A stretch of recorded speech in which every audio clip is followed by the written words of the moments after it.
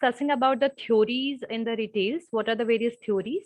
The first theory is the wheel of retailing theory. Second one is retail accordion theory. And the next one is theoretical theory of the natural selection, or we can say that it's another name. By its another name, that is environmental theory. ठीक है.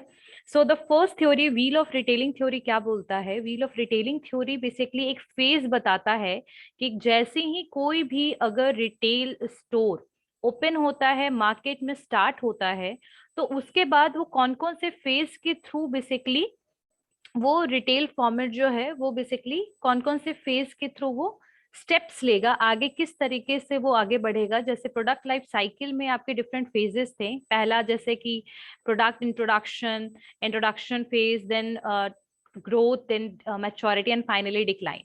The same situation will be happen with the retail store. First, when the retail enter in the market, it means that is the entry phase. तो entry होगा, और जब भी retail की entry होगी वो हमेशा मार्केट में आपके लो प्राइस के प्रोडक्ट ऑफर करेगा, लो मार्जिन में प्रोडक्ट देगा. उसके अलावा वो बेसिकली उसका जो स्टेटस होगा वो मार्केट में लो होगा. तो लो प्राइस प्रोडक्ट का क्यों वो बेसिकली प्रोवाइड करेगा, क्यों लो मार्जिन में काम करेगा? लो स्टेटस तो ऑब्वियसली क्योंकि नया नया रिटेल फॉर्मेट है, नया नया रिटेल में मार्केट रिटेल में वो एंटर हुआ मार्केट में, नया रिटेल, तो इसी वजह से उसका स्टेटस तो लो है. ठीक है. Low margin and low price में वो प्रोडक्ट इसीलिए ऑफर करेगा, इसलिए लो प्राइस में प्रोडक्ट ऑफर करेगा क्योंकि मार्केट में वो अपने आप को एज ए डिस्टिंक्ट प्लेस में बेसिकली वो अपने आप को शो करना चाहता है. डिस्टिंक्ट प्लेस का मतलब है बिल्कुल अलग दिखाएगा बाकी रिटेलर से, और अलग दिखाने का सबसे अच्छा बेसिक रीजन क्या हो सकता है, कैसे आप दिखा सकते हो, कैसे you can show that from other retailers you are different. तो इसका सबसे अच्छा है कि when you are offering the product in the low price, तो यहाँ पर वो क्या करेगा, लो प्राइस में प्रोडक्ट को ऑफर करेगा. एंट्री स्टेज में बेसिकली उसका मेन एम होगा कस्टमर बनाना यानी कि कस्टमर को अपने स्टोर के तरफ अट्रैक्ट करना, इन्फ्लुएंस करना, परसुएट करना, ताकि प्रोडक्ट जो है वो फाइनली उसी रिटेल स्टोर से लें. So this will be happen in the entry stage. The second stage, that is the growth stage.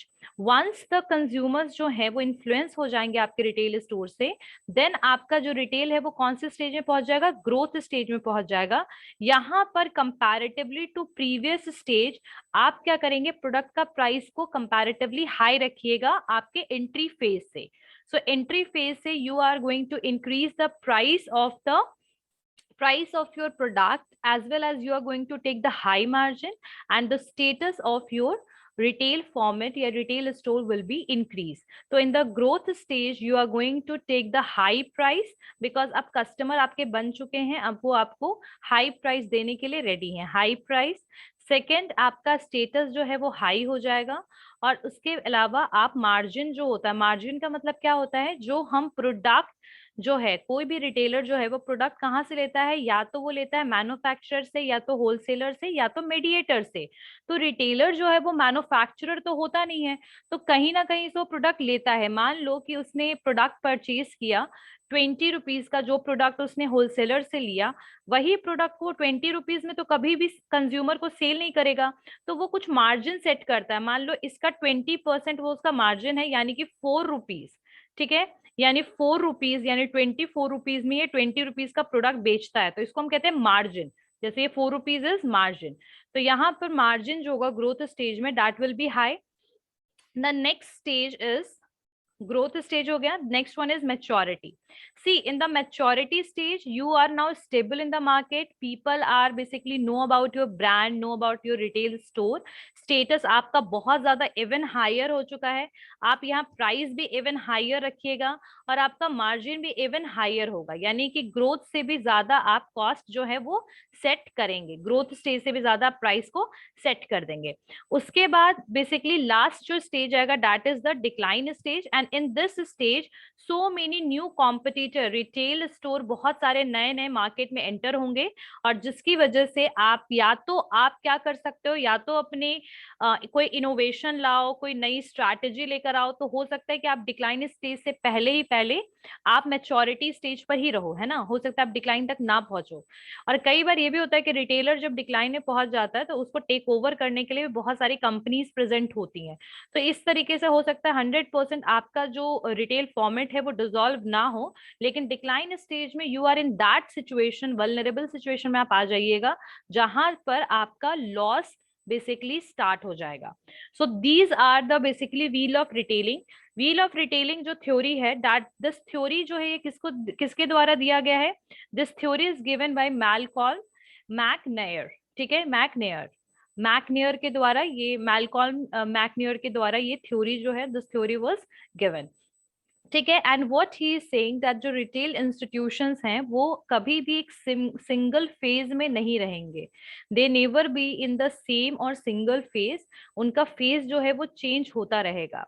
या तो वो पहले एंट्री फेज में रहेंगे, फिर ग्रोथ में जाएंगे, फिर फाइनली मैच्योरिटी एंड फिर डिक्लाइन स्टेज में चले जाएंगे। जब बिजनेस नया नया स्टार्ट होता है, जब नया नया रिटेल फॉर्मेट हम स्टार्ट करते हैं, तो हमारा मेन एम होता है प्रॉफिट अर्न करने से ज्यादा कस्टमर को अर्न करना, कस्टमर बनाना, है ना। तो आप लो मार्जिन ऑपरेशन के साथ, लो कॉस्ट के साथ, लो इकोनॉमिकल प्रेमाइसेस के साथ आप अपना बिजनेस शुरू करते हैं। लेकिन धीरे धीरे जब रिटेल फॉर्म अचीव करने लग जाता है सक्सेस, आफ्टर दैट उनका क्या हो जाता है कि उनका कस्टमर बेस इंक्रीज हो जाता है। कस्टमर बेस इंक्रीज हो जाता है यानी कि उनके बहुत सारे कस्टमर्स बन जाते हैं। ठीक है, उसके बाद वो क्या करता है, या तो वो नए नए मर्केंडाइज को एड ऑन करेगा, अपग्रेड करेगा, बेसिकली टेक्नोलॉजिकल अपग्रेडेशन करेगा। इस तरीके से वो मार्केट में जो वैक्यूम अवेलेबल है, यानी कि जो खाली स्पेस अवेलेबल है, उसको भरने की कोशिश करता है। लेकिन धीरे धीरे कोई और भी रिटेलर्स होते हैं जो मार्केट में एंटर होते हैं, और वो फिर कुछ नया टेक्नोलॉजी, नए प्रोडक्ट के साथ एंटर होते हैं विथ लो कॉस्ट। तो धीरे धीरे फिर आप डिक्लाइन की तरफ पहुंच जाते हैं। ठीक है, सो इसको कहते हैं wheel of retailing theory. Clear हो गया सबको? Wheel of retailing theory clear हो गया? Wheel of retailing theory clear हो गया? नेक्स्ट पॉइंट, नेक्स्ट जो थ्योरी है that is retail accordion theory. Retail accordion theory. So the next theory clear हो गया ना, थ्योरी पहला वाला। इसके बाद जो नेक्स्ट थ्योरी है वो हम देखते हैं, नेक्स्ट थ्योरी कौन सा है। So the next theory is retail accordion theory. तो रिटेल अकार्डियन थ्योरी क्या है बेसिकली? तो यहाँ पर ये जो theory it describe about the two thing. The first one is about the product and about the specialised store. Specialised store का मतलब क्या है कि बेसिकली जो ये थ्योरी था, this theory was given by Hollander. ये थ्योरी किसके द्वारा दिया गया? हॉलैंडर के द्वारा। उन्होंने एक अकार्डियन, एक म्यूजिकल इंस्ट्रूमेंट को यूज किया इस थ्योरी को डिपिक्ट करने में। इस थ्योरी को बेसिकली बताने के लिए ही यूज्ड वन म्यूजिकल इंस्ट्रूमेंट जिसको हम अकार्ड कहते हैं, अकार्डियन कहते हैं। तो यहाँ पर कहने का मतलब है कि हॉलैंडर कहते हैं कि कभी भी कोई रिटेल जो स्टोर होता है वो पहले तो as a general store start होगा। First it will start like a general store. General store होगा तो उसके पास प्रोडक्ट्स जो होंगे उसकी वेराइटीज तो बहुत सारी होंगे, like they have multiple varieties. ठीक है, they have multiple varieties. Product में बहुत सारी वेराइटीज होंगे, 1 2 3 4 5 6। लेकिन इसके अंडर में जो बेसिकली बोल सकते हैं ना, जो प्रोडक्ट असॉर्टमेंट होगा वो ज्यादा डीप नहीं होगा। यानी कि अगर इनके पास ग्रोसरी आइटम है तो बहुत लिमिटेड होगा, मान लो एक तरीके का, दो तरीके का, बस 3 तरीके का इनके पास है। दूसरा जो मान लो स्टेशनरी है वो भी बहुत लिमिटेड होगा। तो बेसिकली वेराइटीज तो बहुत सारी होगी बट डीप असॉर्टमेंट नहीं होगा। ठीक है, धीरे धीरे दे विल मूव टुवर्ड। और उसके बाद फिर वो क्या कहते हैं कि फिर धीरे धीरे जो ये जनरल स्टोर होगा that is going to convert into the specialised store. क्यों?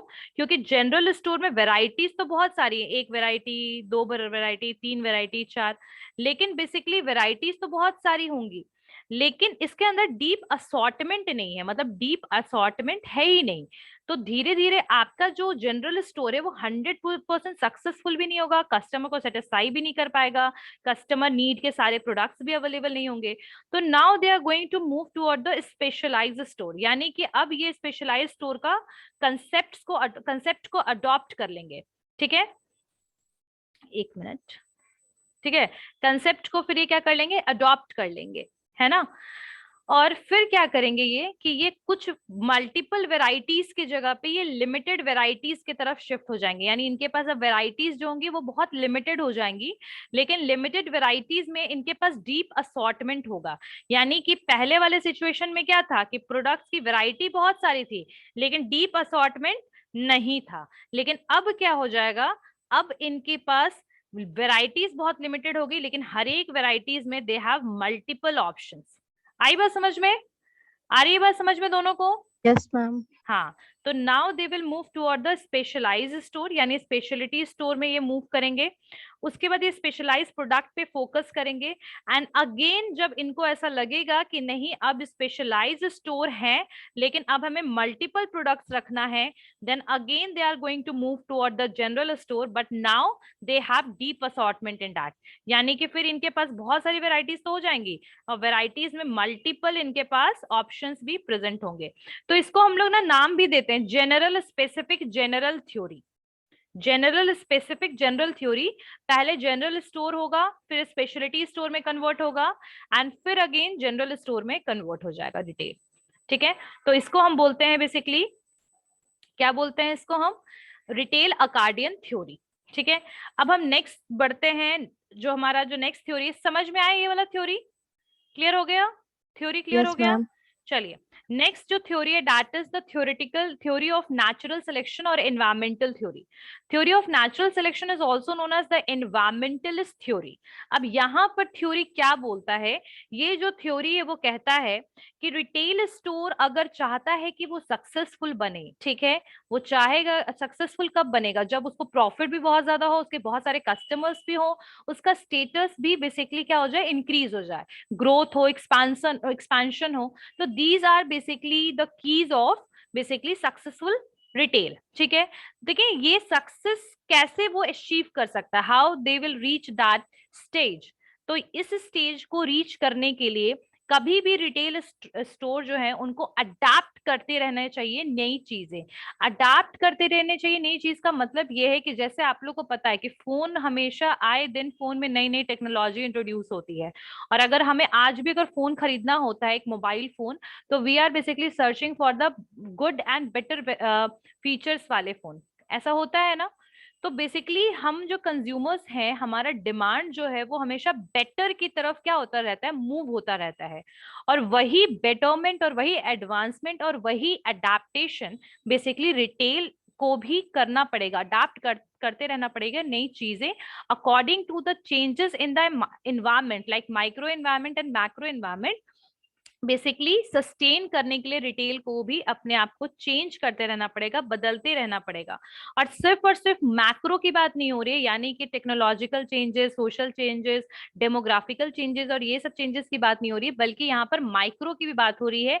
माइक्रो इन्वायरमेंट वैसे इन्वायरमेंट होते हैं जो हमेशा कंट्रोल्ड होते हैं बाय द इंस्टीट्यूशंस। ठीक है, रिटेल के कंसेप्ट में बोला जाए तो रिटेल स्टोर जो भी फैक्टर्स को कंट्रोल कर सकता है that comes under the micro environment, right. तो यहाँ पर जो माइक्रो इन्वायरमेंट है उसके हिसाब से भी आपको चेंज करते रहना चाहिए। इंटीरियर बदल दिया, फिर आपने एम्प्लॉयज को ट्रेनिंग दे दिया, ठीक है, आपने सप्लायर्स बेटर कुछ और सप्लायर्स को ऐड ऑन कर लिया, कुछ भी आप चेंजेस कर सकते हो। और माइक्रो, ये तो माइक्रो चेंजेस हुए। मैक्रो के में भी जो भी चीजें आ रही हैं, जैसे मान लो एकदम से इन्फ्लेशन हो गया, उस हिसाब से आपको बदलाव लाना है। ठीक है, स्ट्राइक हो गया, government instability, if anything happened you have to change your store according to that. So adaptation जो है, यानी कि नए नए चीजों को एक्सेप्ट करना, ठीक है, नई नई चीजों को एक्सेप्ट करना और उस हिसाब से अपने रिटेल स्टोर को चेंज करना, प्रोडक्ट्स को चेंज करना। ठीक है, तो ये बहुत ज्यादा जरूरी है किसी भी रिटेल को सरवाइव करने के लिए, रिटेल स्टोर को सरवाइव करने के लिए, रिटेलर्स को सरवाइव करने के लिए। आई बात समझ में? तो इसको हम कहते हैं नेचुरल सिलेक्शन थ्योरी। क्लियर हो गई बात आरती? Yes, ma'am. अब नेक्स्ट एक और थ्योरी आता है, इसको कहते हैं हम कन्फ्लिक्ट थ्योरी। अभी कन्फ्लिक्ट थ्योरी क्या थ्योरी होता है? सो कन्फ्लिक्ट थ्योरी एक ऐसा थ्योरी है विच इज सेइंग दैट जब अगर दो टाइप के रिटेल फॉर्मेट हैं, दो तरीके के रिटेल फॉर्मेट है, just take it as example. मान लो कि एक डिस्काउंट स्टोर है और एक डिपार्टमेंटल स्टोर है। अगर ये दो तरीके के रिटेल स्टोर जो हैं जब आपस में compete करते हैं, तो ये एक नया रिटेल को लेकर आता है और जिसको कहते हैं डिपार्टमेंटल डिस्काउंट स्टोर या डिस्काउंट डिपार्टमेंटल स्टोर। तो इसको हम कहते हैं basically conflict theory. Conflict theory का मतलब है कि जब दो टाइप के रिटेलर्स आपस में compete करेंगे तो it is going to basically form a new type of retail format. तो इसको हम कहते हैं कन्फ्लिक्ट थ्योरी। ठीक है, इस आई बात समझ में? थेसिस, एंटीथेसिस एंड इसको कहते हैं सिंथेसिस। क्लियर हो गई बात? Yes, ma'am. ठीक है, चलिए अब हम अपने नए टॉपिक की तरफ बढ़ते हैं and that topic is merchandise assortment. उससे पहले what is the meaning of merchandising, what is the meaning of merchandise management, इसके बारे में हम पढ़ेंगे। What is the meaning of merchandise, merchandise से क्या समझते हो Aarti? What is the meaning of merchandise?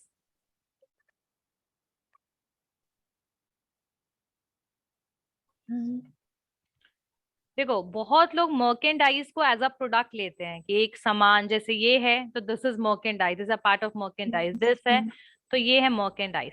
But merchandise is basically more broader than the product, it's not the product but it consist all the type of assortment and classification which is helpful for presenting the products in front of the customers. So merchandise here in the concept of retail, it is not all about the product only, but it is also about the planning that how we are going to show the product in front of the customers, how we are going to arrange the product। यानी कि यहाँ पर जो merchandise है product से सिर्फ product नहीं है, ठीक है, it is basically it includes all the features with a product is offered at a store. यानी कि कोई भी फीचर जैसे इसके साथ 5% डिस्काउंट है या कोई भी ऑफर वगैरह कुछ भी अगर प्रोडक्ट के साथ अटैच्ड है तो that comes under the merchandise top merchandise, ठीक है। और मर्केंडाइजिंग क्या होता है? जब when we are using I N G with merchandise then it is basically the process and functions and planning which is basically designing for delivering the product and representing the product in front of the customers. So that is merchandising, and merchandise is basically product which is offered to the customer with all kind of features and functions, ठीक है। तो जैसे कि मान लो कि अगर हम प्रोडक्ट की बात करें तो this is also one product, right, ये भी एक प्रोडक्ट है, लेकिन we are providing the product with ink box with this marker, that is totally known as the merchandise. So merchandising and merchandise, it's not about only the product, but it is about the basically features, presentation, classification, arrangement, offers, everything, ठीक है। तो चलिए लिखिए what is merchandise, लिखिए what is merchandise, लिखिए merchandise is a broader concept than a product, merchandise is a broader concept than a product, than a product. It includes various features, it includes various feature, it includes various feature with which a product is, with which a product is offered at a store, with which product is offered at a store। लिख लिया आरती? Yes, ma'am. Next point is कि what is the meaning of merchandising। अब merchandising क्या होता है? तो merchandising में लिखिए merchandising is a process, it is a process, it is a process and function, it is a process and function, it is a process and function of designing and delivering, of designing and delivering, of designing and delivering, delivering the product to, the product to, the product to ensure customer satisfaction, ensure customer satisfaction and meet the objective of, and meet the objective of profit making, and meet the objective of profit making to the organization, to the organization, ठीक है। So merchandising is not it is a process, functions, or we can say planning to basically ensure to delivering the product, यानी product को कैसे deliver करें, product को कैसे बोल सकते हैं कि प्रॉपरली रखें, असॉर्ट करें, कैसे उसको क्लासिफाई करें और किस तरीके से प्रोडक्ट को कस्टमर को डिलीवर करें ताकि कस्टमर जो है वो सेटिस्फाई हो जाए, ठीक है। एंड फाइनली जो ऑर्गेनाइजेशन का जो गोल है that is profit, we'll earn that, ठीक है। So that is known as the merchandising। ठीक है। अगर हम AMA यानी कि अमेरिकन मार्केटिंग एसोसिएशन की अगर हम बात करें, उनके द्वारा एक डेफिनेशन गिवन है, सुन लो बस इसे, कि planning merchandising as planning involved in the marketing right merchandise at right place at right time and at right quantity and right price. तो this is known as the merchandising. Merchandising के लिए AMA क्या बोलते हैं कि planning, ऐसा planning करना है ताकि जो राइट प्रोडक्ट है, राइट प्रोडक्ट का मतलब क्या हुआ, जैसे मान लो कि कोई एक स्टोर है जो यहाँ पर कपड़े का सेल करता है, यानी क्लोथ सेल हो रहा है, ठीक है, क्लोथ्स, या फिर बोल सकते हैं कि रेडीमेड गारमेंट्स जो है, रेडीमेड कपड़े हैं वो सेल हो रहा है। अब ऐसे सिचुएशन में if they are selling the cotton clothes in winter as well, तो वी कैन से कि that is not the correct product at that time, we can add the more products like woollen clothes भी हम add on कर सकते हैं अपने store के लिए, ठीक है। सो व्हाट मर्केंडाइज इज कि सही टाइम पर, यानी एक पर्टिकुलर सीजन पे, हम सिर्फ एग्जांपल के ले रहे हैं, राइट टाइम पे राइट जगह पे, लाइक इट मींस कि यानी कि जो वुलन क्लोथ्स है that is suitable when it is sale through the particular textile store, through the garment store, उनके थ्रू अगर सेल होगा तो that is a particular thing, मतलब बेटर थिंग। तो यहाँ पर राइट प्लेस में कहाँ पर सेल करना है हमें, कौन सा प्रोडक्ट, वो ध्यान रखना है, कब सेल करना है, कितने प्राइस में सेल करना है, ठीक है, और कितनी क्वांटिटीज रखने हैं। तो this is something which is known as merchandising. तो merchandising is not, but merchandising is basically planning, ठीक है। अब हम बात करते हैं बेसिकली मर्केंडाइज में, हम आगे टॉपिक की ओर बढ़ते हैं कि मर्केंडाइज का मेजर दो ऑब्जेक्टिव क्या है, what are the objectives of merchandising. So the first objective of merchandise is to buy and store the inventory or product than is expected or needed by the people। यानी सबसे पहला जो main objective है जो हर एक store को basically maintain करना है, क्या चीज, अपने पास स्टॉक। यानी मर्केंडाइजिंग कहता है कि हमें कितना इन्वेंट्री जो है वो स्टॉक में रखना है ताकि जितना पीपल यानी जितने कंज्यूमर को रिक्वायरमेंट है वो हम फुलफिल कर पाए। सो बेसिकली हमें खरीदना है इन्वेंट्री को और उसके बाद उसको स्टॉक करना है और according to the expectation and need of the customer. तो पहला तो ऑब्जेक्टिव ये है कि we have to buy and store the inventory, ठीक है। And second one is to achieve the objective of business. और क्या है ऑब्जेक्टिव बिजनेस का, ग्रोथ एंड प्रॉफिट सर्वाइवल, ठीक है। It is possible, and when it is possible, when the retail will be successful, when retail will grow, so in that situation कब वो grow करेगा, जब आपका प्रोडक्ट जो है वो सेल होगा। मान लीजिए कि कोई एक रिटेल स्टोर है, एक जनरल स्टोर एग्जांपल में ले लो, अपने घर के आसपास देख लो, अगर उनके यहाँ प्रोडक्ट सेल नहीं होगा तो क्या लगता है वो सस्टेन कर पाएंगे ज्यादा दिन तक? नहीं कर पाएंगे हाँ मैम। सस्टेन, ऑब्वियसली सस्टेन नहीं कर पाएंगे। तो सबसे ज्यादा जो क्या इसमें क्या पॉसिबिलिटी है, कभी भी मर्केंडाइज, अगर आप, कहने का मतलब ये है कि ऑब्जेक्टिव बिजनेस का अचीव करना, that is also one of the objective of merchandising. First to buy and store the inventory, and second one is to achieve the objective of the business, and that is survival, growth and expansion, survival, growth and profit, ठीक है। and that is possible when the inventory is sold। it means जो store है उसमें basically product जो है वो cell होना चाहिए, और प्रोडक्ट की sales it is not beneficial for customer only but that is also beneficial for businessman, ठीक है। And if the customer will feel pleased और the customer will feel satisfied, then after that the customer is going to visit your store once again। So the two major objective is buy and store the inventory, and the second one is to achieve the long term business goal, that is profit, survival and growth। आ गई बात समझ में? आ गई बात समझ में आरती? Yes ma'am. चलिए, अब मर्केंडाइज के कितने टाइप्स होते हैं, what are the various types of merchandise. Merchandise को हम कुछ वेरियस कैटेगरीज में डिस्ट्रीब्यूट करते हैं। What are the various categories of that? The first one is staple. Staple is something which is related with the need, ठीक है, basic need, ठीक है, नेसेसरी जो है हमारे लाइफ के लिए, जैसे फूड आइटम्स जो है that is the necessary thing for us, right.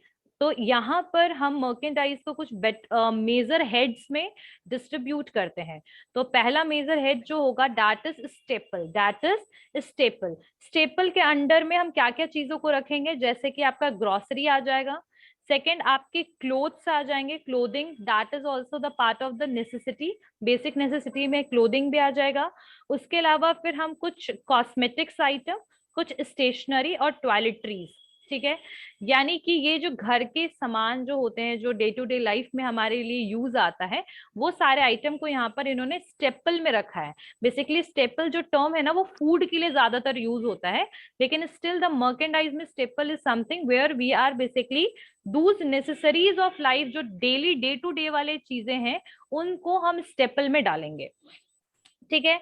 अब स्टेपल जो है वो जो डिमांड है, स्टेपल का जो डिमांड है वो मेजॉरिटी ऑफ केस में वो बहुत कम फ्लक्चुएट करता है in the case of demand and supply. अगर इन्फ्लेशन भी आएगा तो भी इनका डिमांड रेयरली ही डाउन होगा, कम होगा, अदरवाइज इनका डिमांड जो है लगभग स्टेबल होगा। बहुत मिनिमम इफेक्ट पड़ता है स्टेपल प्रोडक्ट्स पे, ठीक है। तो इसको हम कहेंगे staple. Next one is fashion, next one is fashion, ठीक है, fashion. So fashion is related with the clothes, यहाँ पर भी क्लोथ्स है, लेकिन यहाँ पर फैशन जो है वो करंट फैशन के पॉइंट ऑफ व्यू से कहा जा रहा है। जैसे मान लो कि करंट फैशन में कोई भी प्रोडक्ट आ गया, फॉर एग्जांपल अभी गर्ल्स के लिए कुर्ती और sharara, that is in the fashion, ठीक है। So that comes under the latest जो चीजें चल रही हैं, उसको हम कहेंगे फैशन यहाँ पर। तो कंजप्शन ऑफ जो ये गुड, जो ये फैशन वाली चीजें होती है, इनका कंजप्शन सिर्फ कुछ टाइम के लिए होता है, क्योंकि फैशन जो है वो कुछ टाइम के लिए ट्रेंड में रहेगा, उसके बाद वो आउट ऑफ फैशन हो जाता है, ठीक है। तो फैशन के हिसाब से हम इसमें चीजों को देखेंगे, ठीक है। अब इनमें सिर्फ वही गुड्स आएगा जो कुछ टाइम के लिए होगा, that is not for the long time, ठीक है। तो ये फैशन कैटेगरी आ गया, इसमें फैशन का कैटेगरी हो गया। उसके बाद जो नेक्स्ट है, और इसमें जो फैशन कैटेगरी होता है ना, इसमें ज्यादातर देखना कि एक टाइम के बाद बहुत ज्यादा आपको डिस्काउंट दिखेगा, आपको बहुत ज्यादा इसमें क्या दिखेगा, डिस्काउंट दिखेगा। क्यों? क्योंकि वो फैशन जब आउट ऑफ फैशन हो जाएगा तो पीपल, उसका डिमांड एकदम से डाउन हो जाएगा और फिर एकदम से लोग उसको खरीदना बंद कर देंगे। सो फैशन जो है दैट इज बेसिकली बहुत ज्यादा एक्सट्रीम फ्लक्चुएट करेगा डिमांड एंड सप्लाई के हिसाब से। नेक्स्ट आएगा आपका सीजनल। सीजनल जैसे कुछ चीजें होती हैं आपकी सीजनल, जैसे वुलन क्लोथ सीजनल हो गया, उसके बाद अम्ब्रेला जो है वो सीजनल हो गया, फिर आपके कुछ सॉफ्ट ड्रिंक्स सीजनल हो गए, आइसक्रीम सीजनल हो गया। तो ये एक कैटेगरी में आ जाएगा, ठीक है, जिसका जो डिमांड है वो अकॉर्डिंग टू पर्टिकुलर 1 सीजन और 2 सीजन में ही रहेगा, ठीक है। और उसके अलावा कुछ आपके फैशन ज्वेलरी आ गए। फैशन ज्वेलरी वो होते हैं जो लोग बेसिकली मैरिज में या कोई पर्टिकुलर फंक्शन में कैरी करते हैं। तो इसका भी एक डिमांड बहुत ज्यादा हाई होता है जब मैरिज का सीजन होता है।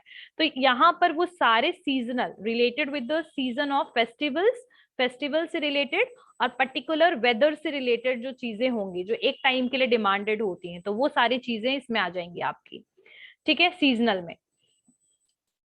क्लियर हो गई बात? समझ में आ गया? आरती समझ में आया? तो यहाँ पर 3 बेसिकली ब्रॉड कैटेगरीज की बात हो रही है, और एक आपका और आ जाएगा that is related with the luxurious items, like luxurious item जैसा कि आपका इलेक्ट्रॉनिक्स आइटम वगैरह, उसमें भी आ जाएगा। तो 3-4 कैटेगरीज जो है मर्केंडाइज में होता है। नेक्स्ट क्लास में हम देखेंगे what is the meaning of merchandise management and how we are going to plan that, किस तरीके से मर्केंडाइज मैनेजमेंट होता है। Anyone have any doubt in the topic? Like हमने जो 3-4 थ्योरीज किया, और merchandise, merchandising, objectives, categories of merchandising, किसी में भी कोई डाउट किसी को भी? No ma'am. ओके